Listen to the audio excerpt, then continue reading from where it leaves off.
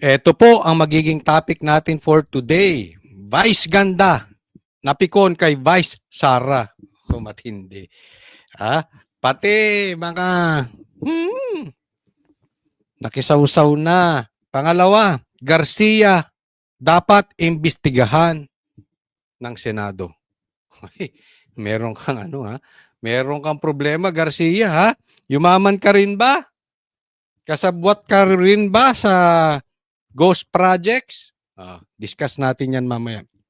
Pangatlo, Boeing nirereklamo ng panloloko. Ayan, muli po, magpapaalala tayo pagpasok pa lang. Sana i-like nyo po itong video na ito. And doon sa mga hindi pa po subscriber ng channel na ito, Coach Oli News PH o Coach Oli na lang, sana po mag-subscribe kayo. Paki-check nyo lang po kung nakasubscribe na. Okay, konting lambing lang po. Maraming salamat. At hindi na po natin pagtatagalin. Dediretso na po tayo agad-agad sa ating topic dahil kay Coach Oli, bida ang balita. Simulan muna natin dito kay kay Boying. Parang medyo gumigit na ito si Boying. Mamaya pag-usapan natin yung patungkol kay Vice Ganda. Pasok! Dr. Rodante Marcoleta, si DOJ Secretary Boying Rimulya, matapos umanong sabihin ng kalihim na posibleng hindi qualified maging state witness ang mga diskaya. Ayon kay Marcoleta, taliwas ito sa naunang sinabi ni Rimulya na magkausap silang dalawa. Nauna nang ginit ni Marcoleta na dapat sa ilalim sa Witness Protection Program ang mga diskaya dahil sa banta umano sa kanilang buhay. Kinalulungkot daw ni Marcoleta ang pagbabago ng pahayag ni Rimulya na naging basehan ni Senate President Tito Soto para wag pirmahan ang kanyang rekomendasyon na bigyan ng proteksyon ang mga diskaya bilang testigo. Alam nyo naman si Secretary Boying Rimulya, matalik kong kaibigan yan, matagal kami nagsama sa House of Representatives. So pinanghawakan ko yung kanyang sinabi sa akin. Yan, ang pinagsabi kasi, poprotektahan ni Boying at ilalagay sa State Witness Protection Program itong diskaya. Yun yung sabi ni Boying. Naniwala ka naman doon. Alam mo yan si Boying, parang si Bongbong yan. Kung anong sabihin, kabaliktaran. Di ba sinabi niya rin yan, hindi niya papapasukin yung ICC. Pag pumasok sila dito, tumungtong pa lang, paghuhulihin ko na yan. Wala silang jurisdiction dito. Anong gagawin nila dito? Tapos pinapasok, pinahuli si PRRD, dinala doon, kinidnap. Manloloko yan. Pareha sila ni Bongbong kaya mag-amo yung dalawa eh. Pero yun yung pinanghawakan ni Marcoleta. Malinaw naman po sa batas. Kung titingnan po ninyo yung Section 3, isama na po ninyo yung Section 10. Section 3 at Section 10 ng nasa batas. Anong batas? RA ano? Ng Republic Act 6981. Republic Act, RA 6981. Anong sabi? Doon kung ano-ano ang mga requirements na kakailanganin para mapasa ilalim ng Witness Protection Program ang isang witness na nag-apply. Hindi po kasama doon yung restitution na kanyang binabanggit na magbabalik ka pa ng kung ano-ano sa gobyerno. Yun po kasi yun. Okay? Wala doon sa RA na yun. Yung sinasabi sa batas na yun ni Marcoleta. Tayo hindi po abogado. Pero yan po ang sinabi ni Marcoleta eh. Wala doon. Yung, sige, eto kondisyon. Kasi may mga prerequisites yan. May mga kondisyones na ano ang dapat para ikaw ay mapasok as state witness. Mapasok ka sa protection program. May dadadadan. Wala doon yung ibabalik yung pera. Hindi ko alam kung abogado ba ito si Boying. Sabi niya, abogado siya. Ngayon, kung mali si Marcoleta, yun ang sabihin mo, oy, Marcoleta, mali ang batas na kino-quote mo. Kasi hindi ko alam kung sino ang utu-uto sa inyo ni Tutasen o ikaw. Kasi nagtuturuan eh. Parang sinasabi sa aking pagkakaunawa, sinasabi ni Tutasen, hindi pinayagan ng DOJ. Ito, baligtad naman. Hindi na natin malaman kung anong totoo ba. In any case, kung sino man ang tama dyan, sino man ang sumusunod kay kanino, Bobo ba kayo? Wala sa batas yun eh. Maliwanag. Yun ang punto ni Marcoleta. Ngayon, kung mali nga si Marcoleta, doon nyo siya banatan. Mali si Marcoleta ron. Pero wag kung ano-ano sinasabi ninyo. Sana to si Boying magpakalalaki naman. May kasabihan, let your yes be yes and your no be no. Pag nagsabi ka ng yes, gagawin ko, gagawin ko. Pag sinabi kong hindi ko gagawin. Eh para kayo walang paninindigan. Katulad nung sa ICC. Ano ba sinabi niya sa ICC? Di ba? Bakit? Nung iniimbestigahan na ni Amy, ano sabi? Hindi ba kami pwedeng magbago ng isip? Eh pambihira. Yan ang nakakatakot, pabago-bago. Tas gusto mo maging ombudsman? Itinanggi naman ni Remulla na sumang-ayon siya sa gusto ni Marcoleta na gawing state witness sa mga diskaya. Git pa ng DOJ Secretary, kailangan muna itong pag-aralang mabuti. He spoke on the phone for a few minutes, and is that supposed to mean that I already committed to make a state witness somebody I've never met in my life? We have to look at the whole truth and veracity of all the statements made. You do not create a state witness just like that. It doesn't happen that way, that because somebody asked you and you're good friends, that it will happen already. Sinungaling! Hindi ang totoo yan. Bakit? Hina-hijack nyo si Diskaya. Alam mo, sabi ni Tito Soto, bago ka maging state witness, kailangan yung buong kwento. Eh, sinasabi mo lang 2022 eh. Ba't hindi mo sinama yung 2016? Ang gago rin eh, no? Di ba? Hindi po mura yun. Ibig sabihin lang ng gago, loko. Ang lakas mang loko. Ang lakas mang gago. Ano ibig niyang sabihin doon? Kung hindi mo idadama yung Diskaya, wala kang proteksyon. Mamatay ka dyan. Tingnan yung mga kalokohan nitong mga to. Ito naman ang sinasabi, ibalik muna. Lahat ng excuses, ginawa nila. So sa madaling salita, poprotektahan ka namin. Kondisyon namin. Baka sasabihin, huwag niyo isama si Tambi. Huwag niyo isama si Bongbong. Tapos, sabihin mo nang sabihin 2016. Ganun ba yung rason? Sino may sabi nun? Ha? Kailangan buo yung kwento kasama 2016. Oh. Kailangan ibalik muna yung pera. Wow! Naglolokohan tayo rito. Lahat yan wala sa kondisyonis. Kasi parang ang pangit eh. O let's assume Coach Oli, nasasabi mo lang yan kasi maka-Duterte ka. Hindi. Kunwari ako senador. Diba? Halimbawa, sinabi, may kasalanan si PRRD. May kasalanan si Bongbong. May kasalanan si Tambi. At ang nasa harap ko ay si Bongbong at saka si PRRD. Silang nasa Pilipinas, si Tambi umalis ng bansa. Imbestigahan ko muna tong dalawa. Simulan ko na yung investigasyon. Huwag yung sasabihin mo, hoy, Diskaya! Hanggat di nyo mapauwi si Tambi, hindi ko sisimulan ng investigasyon kay PRRD at kay Bongbong. Example lang po yun, ha. Ang binanggit ditong problema si Tambi at saka si Saldi. Kung walang babanggitin, ayaw banggitin, imbestigahan nyo na yung dalawa. Sabi ng walang sacred cows. You are hypocrites. You people are hypocrites. Kung ano na yung nandiyan dyan, imbestigahan na. Huwag nyo na ipagpilitan yung 2016. Ang lakas nyo manggago sa taong bayan. Napaka-ipokrito nitong mga to. It has to go through a process of evaluation. Mga kapatid, Alam mo, dapat alisin ko muna yung picture. Dapat, ni-record ni Hindi, wag bawal yun. Kasi, isipin mo, yung hindi niya papapasukin ng ICC, pinapasok pa rin niya. What more yung usapan nila ni Marcoleta. Itatanggi niyang pumayag siya.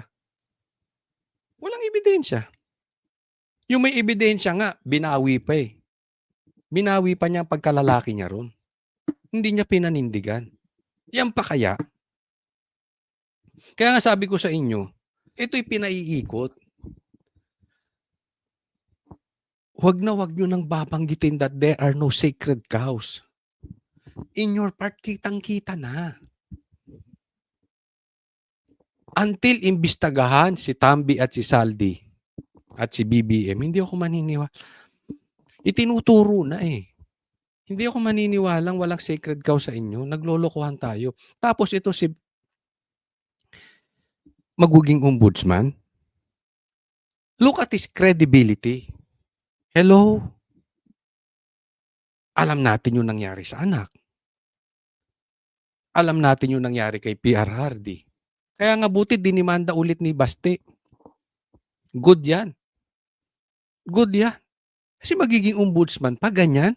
Pag ganon, gumigit na. Kung saan maganda offer, nando doon. O wala ako sinasabing perang offer. Baka posisyon, baka puri, baka palakpak. Mahirap yung ganyang ombudsman. Dapat, kung ano ang pwede, pwede. Yung kay PRR din yung pinadaan ng due process. Tapos mag-ombudsman ka.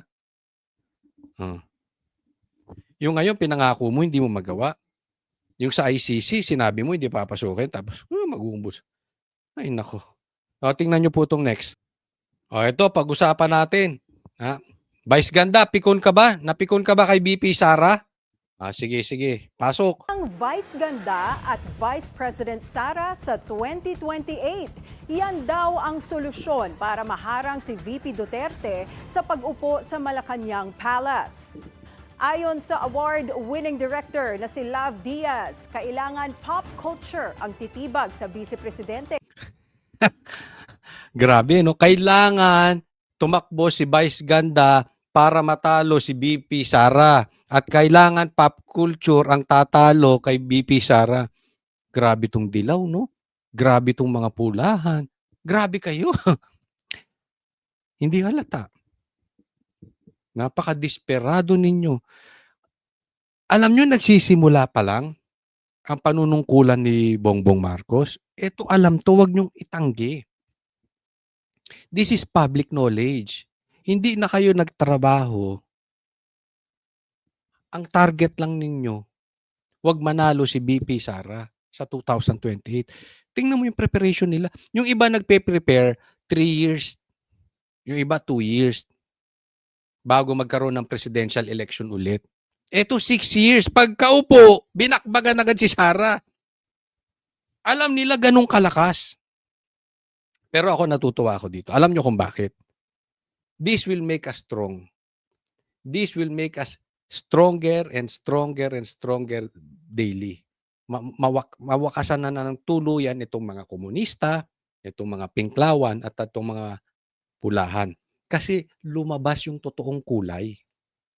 Lumabas ang totoong kasakiman. Yung personal agenda lang ang nasa isip. Lumabas ngayon eh. Pag na-survive natin to ngayon, mga DDS, alam natin kung sino mga Trojan horse, alam natin yung mga traidor, alam natin yung sa atin. At magkakaroon tayo ng mapayapa. Kasi alam nyo, natanggal si Marcos Sr., di ba? Anong napalit? Wala din. May nangyari ba? Wala din. Lalong nababoy actually ang Pilipinas. Diba? 2 Aquino na upo. Naayos ba? Hindi nga nila nakita kung sinong pumatay dun sa asawa at sa tatay nila eh. Ganyan po kababoy ang panunungkulan nila. Pero ito, pag nakabalik ang Duterte at na-survive natin, malinis to. Bakit? Walang utang na loob. Hindi katulad nung pula at dilaw. Puro sila. Kinakain nila yung tae nila. Sorry for the word, pero yun eh. Sinuka nilang isa't isa. Ngayon, dahil sa pagka-desperado nila sa kay Sara, kinakain nila, suka nila. And then, magpapatakbo kayo. I have nothing against sa mga bakla. Wala din akong against sa sa trans. I don't agree with it, pero wala akong karapatang i-judge kayo. I don't think dapat magkaroon ng trans. Dahil ginawa po tayo ng Diyos na lalaki at babae. Hindi ko sinasabing trans siya, ha? Hindi ko rin sinasabi kung ano. At hindi rin ako galit sa bakla. Kaya lang, okay yan kung pagiging artista. I don't agree with it, pero hindi ko kayo ginajudge. Kasi lahat naman tayo magpagkakamali. Ako rin, marami akong pagkakamali. Pero excuse me po, hindi ako naging bakla. Not even 1 minute. Okay? At wala akong experience sa mga bakla. Baka akala yun yung pinupunto ko. Hindi, marami akong pagkakamali sa buhay, kaya hindi ako nagiging judgmental sa tao. Okay? So may karapatan tayo magbago, bawat isa. Ang paghuhusga nasa Diyos. Pero being a politician, wag naman. Kasi yan ang dapat, lalo presidente, yan ang dapat tinitingala ng taong bayan. Halimbawa, may presidente tayong adik. Ano yun? Halimbawa, may presidente tayong bakla. Ano yun? Anong gusto natin? Para lang hindi makaupo si BP Sara ka. Ulitin ko, this is not about dun sa mga bakla, okay? Kaya lang, wag naman yung presidente. Diba? Ganyan na kayo kadesperado? Para sa film critic, si Vice Ganda ang dapat itapat dahil siya ang icon ng pop culture. Oh. Suggestion Icon ng pop culture. Ang ganda nung sinabi ni Sir Jack, di ba? Uy, posibleng maging banateros yun, abangan ninyo. Ganda nung sinabi ni Sir Jack, oh. Oo, ano sabi niya? Kung si Vice Ganda ang presidente, sino first lady? Hindi ko kilala yung boyfriend nito. Ayon Perez. Kasi hindi naman ako mahilig sa artista, no? Basta yung, grabe, no? Ang pangit, di ba? Yan yung sinasabi ko sa inyo, eh. No, first lady mo yung lalaki. pa ng batikang direktor, kailangan katandem ni Vice sina Senator Risa Hontiveros, Congressman Chel Jokno at Mayor Leni Robredo. Nakita nyo? How desperate yung mga pinklawan? Siya ang presidente, sinong katandem? Risa. Di ba? Inodoro. Hindi lang kayo kain-tae. Pinklawan. Talaga sa inodoro kayo bagay.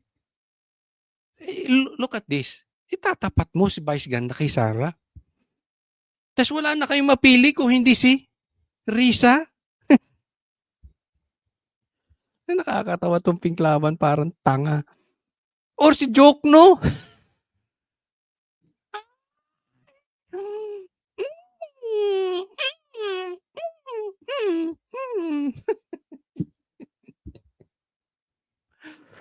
Pilipinas to, kawawaan tayo ng mangyayari sa atin. Walang kinatandaan hanggang pagtanda. Ang bihira naman. Di ba? Kita mo? So, sino na ang second best nila? Risa? Hello? Alam mo, kahit tumakbo yung apat na yan, pag sama-samahin nyo yung boto, sama nyo pa yung boto ni Tambi, hindi aabot sa kalahati ng boto ni BP Sara. Sigurado yun. Ang goal lang naman daw ay kailangan manalo ang komedyante at mag-resign din agad. Hugot pa ni Direk, kailangan ng mapalitan ang mga Duterte na master daw sa myth-making. Ayun, nakita po yun? Di ba ang gago? Tatakbo siya, tapos may vice president, tapos mag-resign. Para yun ang papalit. Ano lang purpose? Matalo ang Duterte. Nakikita nyo yung desperation? Hindi nyo ba ramdam ang insecurities? Hindi lang itong mga to. Even their vloggers. Wala silang laman kung hindi Duterte. Sabagay, wala silang views pag hindi babanatan ng Duterte. 'Di ba? Ang tindi, no? Oh, ikaw muna magpresidente, tapos mag-resign ka para hindi kaya ni Lenny. Inaamin hindi kaya. Mga bugok. Si Risa rin hindi kaya. Ganon sila ka-weak. Ganon sila pang inodoro, taing-tae. Eh, plinas na yan eh. You know? Eto, tapatin ko, magalit na yung mga kaibigan nating Yellow Pinks. May mga kaibigan akong Yellow Pinks. Pero kasi, the truth hurts, but it is the truth. Irrelevant na ang yellow. Alisin mo ang yellow, pink. Alisin mo komunista. Wala na yung mga yan. Nakikisaw-saw na lang. Kaya look at the desperation. Sino-sino napili. Pati nga si Tory gusto nang patakbuhin. Ay, gali. Wow. Kung kanino na silang napunta, kakaisip. Ako siguro, napapaniginipan nito si Sara. Paano ba natin tatalunin si Sara? Patakbuhin mo yan. Ito si Tory, ito si ganito.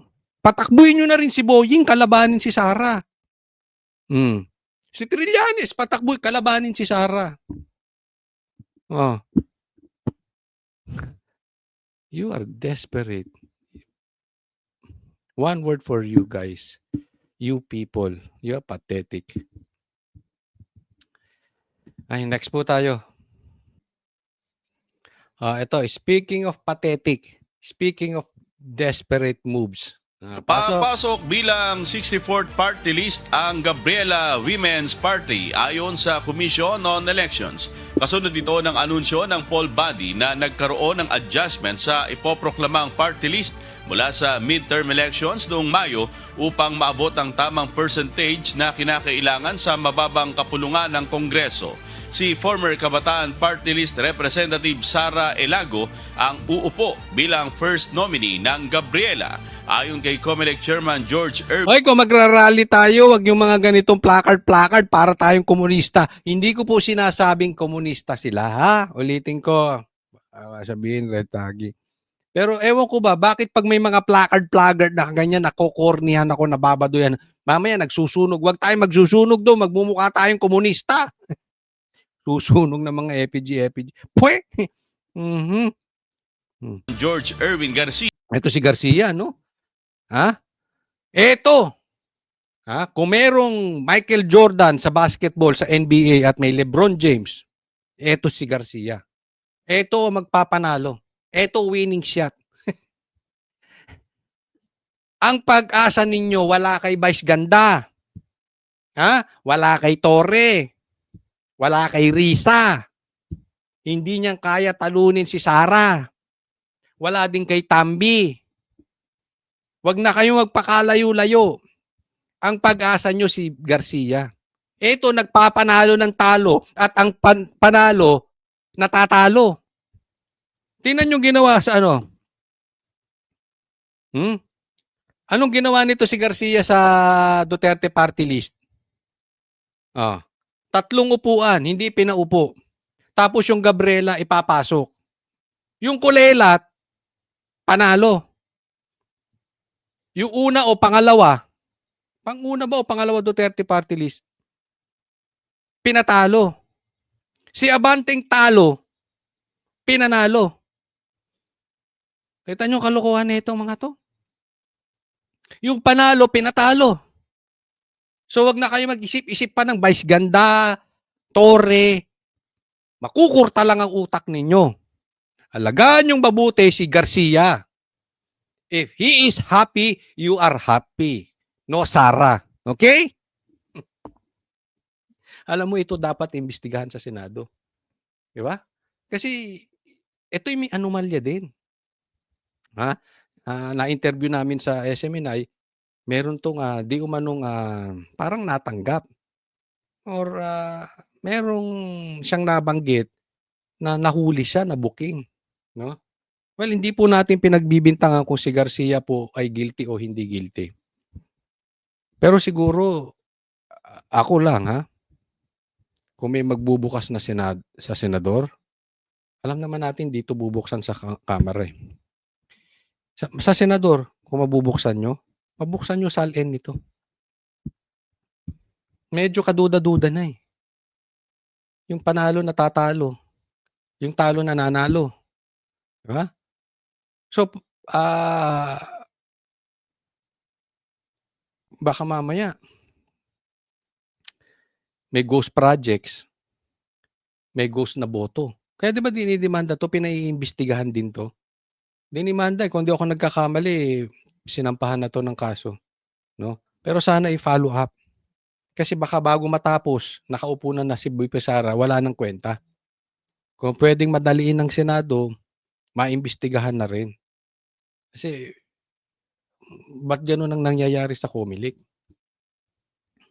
Alam nyo, sasabihin ko na sa inyo,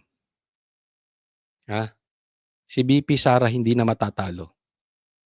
Unless, dalawa, patayin si VP Sara or ipanalo ni Garcia. Hindi, ang daming, mag-iisip lang to ng kung ano-anong maiisip niyong patungkol kay Sara, eh. Tapos na istorya, yung number 2 na uupo. Di ba? So, dapat, Senador, gumawa kayo ng paraan. Baka mamaya, sayang ang hirap natin lahat. Pinaglaban-laban natin yung flood control projects. Tapos, ang uupo pala si Tambi. Tapos, yung uupo rin si Bongbong. Diba? Ako nga, duda na nga ako dun, eh. Yung sinasabi ni Bongbong na pabor siya sa rally, tapos binabanata na ang si Tambi. Ano sinabi nakita nyo ba yung post ni Kiko Barsaga? Ang uupo naman daw si Sandro. Kaya pala. Ang pa-plastic. Kung susundan natin at totoo yung sinasabi ni Kiko, kaya naman pala sinisiraan mo ang house. Pauupuin mo lang pala yung anak mo. Pag kaya nangyari at nagkatotoo itong sinabi ni Kiko Barsaga na magiging House Speaker ay si Sandro, lokohan na talaga to. Ang kapal na ng mukha ninyo. Isipin mo, presidente ka, House Speaker. House Speaker, si Sandro. Tapos ang Senate President, tuta mo. Lokohan na itong mangyayari. Tapos ang COMELEC Chairman, si Garcia. Tapos na. Wala na tayong magagawa dyan. Posibleng sa Miyerkules ay magkaroon na ng formalidad ang kanilang proklamasyon. Nako, next tayo. Meron akong tanong sa inyo bago natin simulan tong topic na ito. Sino ang sa tingin ninyong mga bayarang media? Yan, lagay niyo dyan. At sa tingin ninyo, sino ang tunay na fake news na mainstream media? Okay? Lagay niyo dyan, tapos panoorin natin to. Ang pagkakataon nito bilang parlamentaryong pagsisiyasat po, sana ganap po di ito sapagkat Ginoong Pangulo, ako po'y naguguluhan. Sapagkat dito pong nakaraang Huwebes, meron pong naglabas na isang journalist ito, isang istasyon. Rappler po, Rappler yung tinutukoy ni Robin Padilla. Na sinasabi na ako daw po ay nagngat-ngat dito sa loob ng Senado. Ito po ay Ngat-ngat yung dirty finger. Ano po yung... middle finger po. Habang tayo daw po ay nagsasagawa ng lupang hinirang, nagpa-flag ceremony, ako daw po ay nagngat-ngat. At ito po ay naging malaking issue. Ako po ay nagtataka, Ginoong Tagapangulo. Sapagkat noong pong dati, na binigyan ako ng issue na isang chismis, naglabas po kaagad ng ating Sergeant of Arms ng report at binigay niya po kaagad sa media. Ito po, wala pong kahit na sino. Yan. Ito punto dyan. Okay? Nagkaroon ng issue si Robin Padilla. At pinagtanggol siya at nilabas yung report na hindi totoo yung chismis about Robin Padilla. Nilabas agad ng Sergeant at Arms. Ngayon, Itong chismis na ito na mali naman na nagngat-ngat siya or nag-dirty finger siya sa Senado, walang ginawa yung Sergeant at Arms. Alam mo kung bakit, Sen Robin Hood? Kasi yung Senate President ginagawang noon time show yung Senate. 'Di ba? Magsasabi siya ng puro kalokohan na sinasabi niya sa interview, pero ang sasabihin niya wala akong pinangalanan. 'Di ba? Sinasabi nagpapakalat ng ginugulo lang ang taong bayan. Eh sino bang nagpakalat? Eh di yung kakampi niyang nilagay niya sa Blue Ribbon Committee na si Lacson.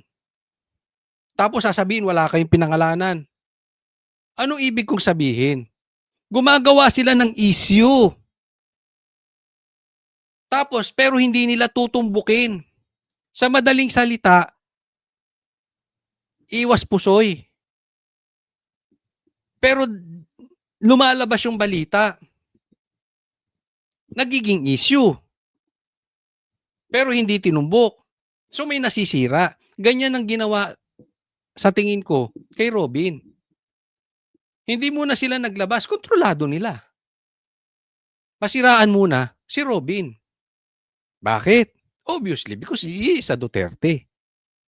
Nagigets nyo kung gaano kadumi sila gumalaw? Sila nga may sabi may troll sila eh. Tapos ang sisisihin may trolls daw ang DDS. Excuse me, hindi kailangan ng DDS ng trolls dahil ang dami na sobra. Ang dami nagmamahal sa Duterte, walang trolls. Tapos sa kanila manggagaling may trolls daw. Eh yung kampo nyo, inamin ni BBM na may troll kayo. Ito si Tito Soto. Nakukuha nyo po. Ang hilig nila magbaligtad.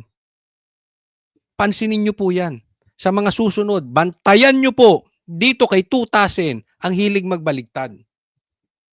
Papatunayan. Kasi sinabi nila, bakit ba kayo nagmamadali? Bakit ba anong issue nyo na napalitan siya sa Blue Ribbon Committee? Ikaw nga ang dapat tinatanong. Ba't kayo nagmadali, nag-iimbestiga? Kinuditan nyo, pinalitan nyo yung Senate President, mas pinalitan nyo yung ano. Ganyan po ang lakas magbaligtad nitong sila ano. Yan po ang galawan.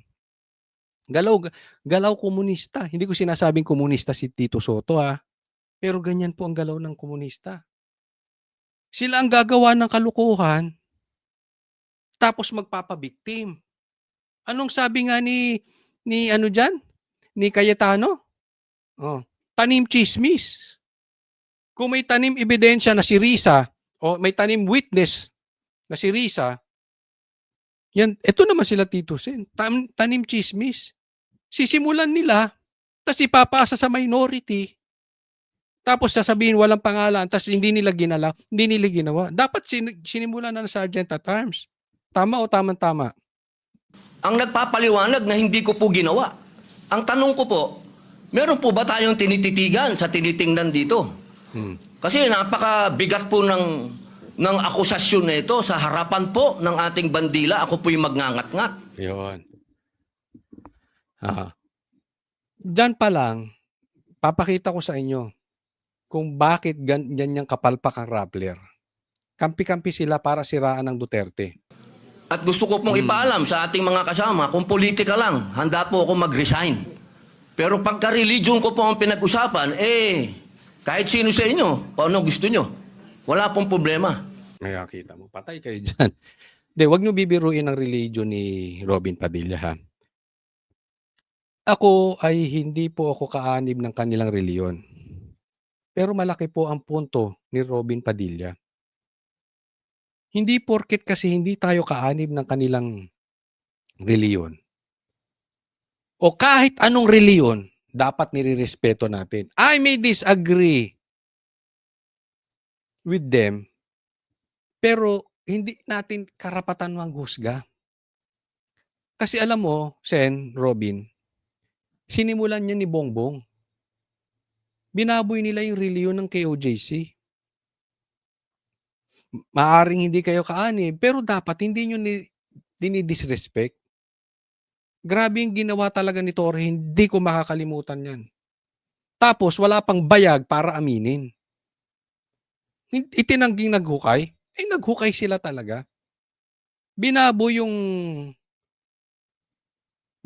itong katedral, naghukay sa eskwelahan, 'di ba? Huwag sana pumasok sa atin yung ganyan. Ulitin ko, iba-iba man tayo ng paniwala, walang bastusan. Yan ang punto ni Senator Robin. Naniniwala ako. Kasi ang punto niya, ito ba ay politika? Pinulitika niyo ako. Okay lang. Kung about politika, magre-resign ako. Ibig niya sabihin, banatan niyo ako kung gusto niyo, if it's politics. Pero yung babanatan niyo ako gamit ang relihiyon ko dahil pinupolitika niyo ako, wag ganon. Magsabi lang kayo. Parang ganon. Lalaban to ng patayan. Exactly. Sana kung gusto niyong politikahin si Pastor Kibuloy, huwag niyong babuyin yung reliyon. Huwag yung religion. Banatan mo na about dun sa kanilang political stand. Pero huwag tayo, Bongbong Marcos, don't do that ever again to any religion. Torre, don't do that again to any religion. Magpakalalaki kayo. Kung may problema kayo sa politika, banatan nyo sila sa politika. Pero hindi sa religion. Yan yung diyan Pero wag pong religion ko. Hinihingi ko po, wag pong religion ko, mahal na tagapangulo. Dahil ito po'y malaking kabastusan sa amin. Ito po, ang naku po, ito po'y nag-iisang Diyos. Dito po nakasalalay ang aming pananampalataya. Handa po kaming magpakamatay para dito. Sana po wag pong gamitin ito para siraan ako.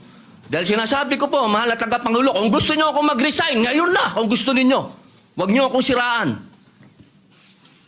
Yun lamang po, maraming ko lamang pong galit na kunin. galit talaga si Robin, kasi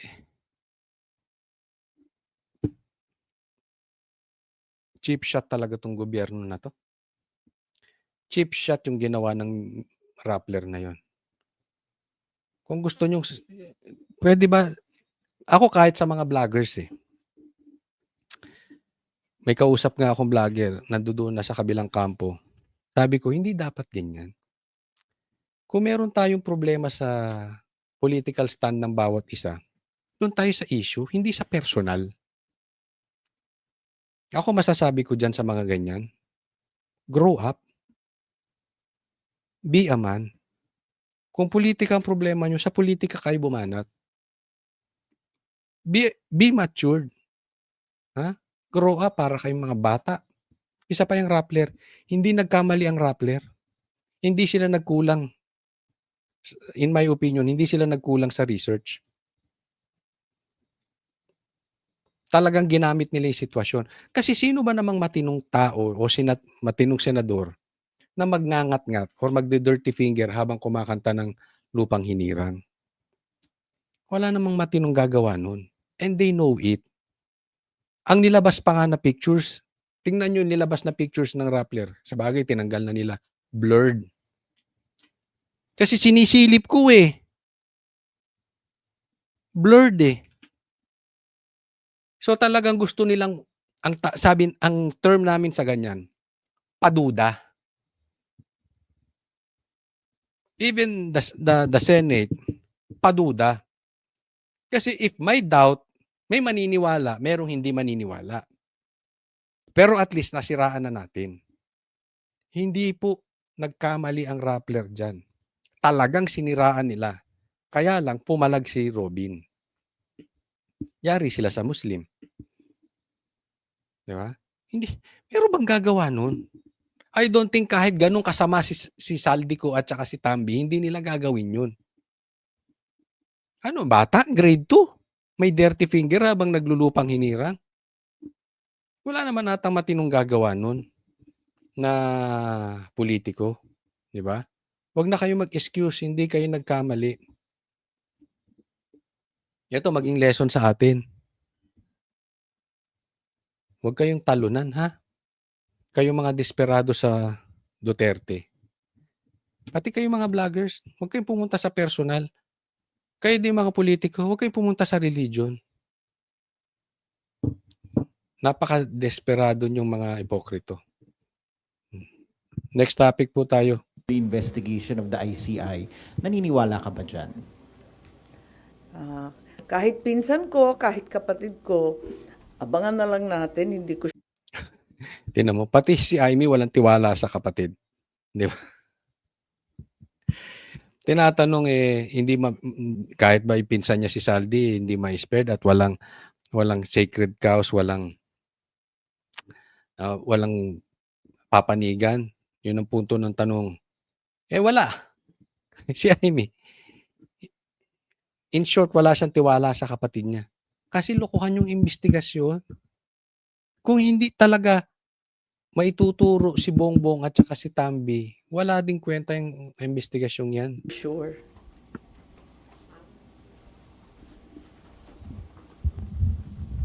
Ma'am, sorry, related lang po. Ma'am, you reposted a post from the election period. Yung pong sinabi nyo, hindi ito gobyernong Marcos, kundi gobyernong Romualdez at Araneta. May we know why you reposted the video? Obvious naman eh.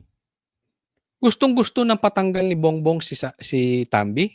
Hindi niya matanggal sa speaker. Tagal, no? Oh. Si Chis, sinaglit niya lang. Lahat yan takot kay Tambi. Si Tutasen, si Bongbong, hindi nila kontrolado. Kaya bilib pa nga ako kay Chanko tsaka kay Kiko eh. Matatapang eh. Yesterday? Wala, pinapaalala ko lamang na matagal ko nang sinasabi to. Maraming nalilito kung bakit ako ay tumututol sa napakaraming linalabas na polisiya ng aking kapatid. Tulad ng sinasabi ko, mahal ko ang aking kapatid. Hindi magmamaliw yan kailanman. Kaya lang, hindi ito ang turo ng aking ama. Kung buhay yung tatay ko, kaya ako pumunta sa punto. Hindi turo ng tatay ko na under Disaya. Sunod-sunuran. Hindi ba under tatay mo? Hindi, nagtatanong. Kasi ang issue rito, bakit siya ang presidente, ang namumuno si Tambi? Oh. Tapos sasabihin mo, hindi yan ang tinuro ng tatay mo. So anong hindi tinuro ng tatay mo? Hindi maging under kung kani-kanino. Hindi ba siya ganon? Dahil tatanong. Wala tayong ibig sabihin. Tod sa libingan, talagang masasabon kami ng bonggang-bongga. Hindi talaga siya papayag ng ganito. Last na lang po. Ma'am, nakausap niyo na po ba yung kapatid niyo ever since nagsimula to yung mga flood control? Wala. Hindi na kami nagkikita. Hindi ako kumbidado sa Ilocos. Hindi papayag si Lisa. Hindi umano. Sayang, nasisira yung magkapatid dahil bahala kayo, problema niyo. Gusto mong inaway yung kapatid mo nung asawa. Noong September 11, okay lang kasi gusto ko naman pumunta sa talagang festehado. Yung tatay ko naman na may birthday, di puntahan sa Puntod. At saka kasama ko, masaya. Masaya kasi lahat ng matatanda, nandun yung one and only Prime Minister of the Republic of the Philippines, si Cesar Birata, sina Jimmy Laya, sina Jerry Sikat ng dating NEDA na Kung may Cesar Birata siya noon at Fabian Ber, sino ang Cesar Birata ni Bongbong Marcos ngayon at Fabian Ber? Tatanong lang. makapangyarihan. Lagay niyo sa comment section, ha? O sige, tama na, Amy. Wala naman ako makukuha sa iyo. Binalita pa ito. Okay? Maraming salamat. Sa mga hindi ko pa po subscribe po kayo. Huwag kakalimutan. I-like nyo na rin tong video na ito. Maraming salamat po. God bless everyone.